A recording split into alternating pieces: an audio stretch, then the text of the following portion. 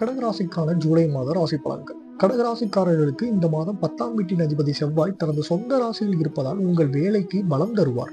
நீங்கள் உங்கள் வேலையை கடினமாக உழைக்கிறீர்கள் மற்றும் உங்கள் குழுவை ஒரு தலைவராக வழி நடத்துவீர்கள்.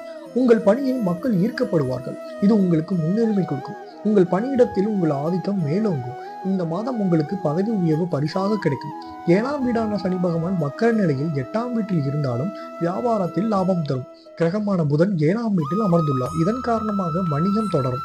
ஆனால் நீங்கள் பெரிய முடிவுகளை எடுக்க நேரம் ஒதுக்க வேண்டும். அவசரப்பட்டு எந்த முடிவையும் எடுத்தால் அது தவறு என்று நிரூபணமாகலாம். எனவே கொஞ்சம் பொறுமை காட்ட வேண்டும். குரு பகவான் 5ஆம் வீட்டை பார்ப்பதால் முழு கடின உழைப்புடன் உங்கள் படிப்பை தொடங்குவீர்கள் மற்றும் உங்கள் படிப்பிற்கு முழு முன்னுரிமையும் கொடுப்பீர்கள்.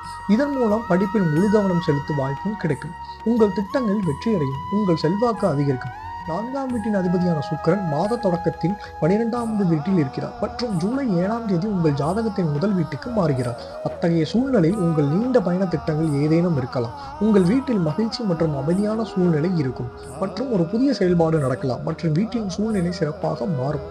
கடகராசிக்காரர்களின் காதல் உறவுகளை பற்றி நாம் பேசினால், குரு பகவான் 5ஆம் வீட்டில் முழுமையாக 11ஆவது வீட்டில் அமர்ந்திருக்கும் போது மாதம் முழுவதும் உங்கள் காதல் உறவுகளுக்கு சாதகமாக இருக்கும். சுக்கிரன் கிரகம் உங்கள் ஜாதகத்தின் முதல் வீட்டில் பெயர்ச்சித்து உங்கள் 7ஆவது வீட்டை பாதிக்கும். திருமண வாழ்க்கையில் தொடர்ந்த பிரச்சனைகள் தாங்களாகவே மறைந்து உங்கள் இருவருக்கும் இடையே காதல் வயப்படும். உங்கள் துணையுடன் ஈகோ மோதல்களை தவிர்க்க வேண்டும். 12ஆம் வீட்டில் சுக்கிரனும் சூரியனும் இணைந்திருப்பதால் உங்கள் செலவுகளை துரிதப்படுத்துவீர்கள். உங்கள் செலவுகளை கட்டுப்படுத்த பல முயற்சிகளை மேற்கொள்ள வேண்டும். இல்லையெனில் உங்கள் வருமானத்தின் விகிதத்தில் உள்ள செலவுகள் உங்கள் வருமானத்தை விட உங்கள் செலவுகள் பெரிதாக அதிகரிக்கும்.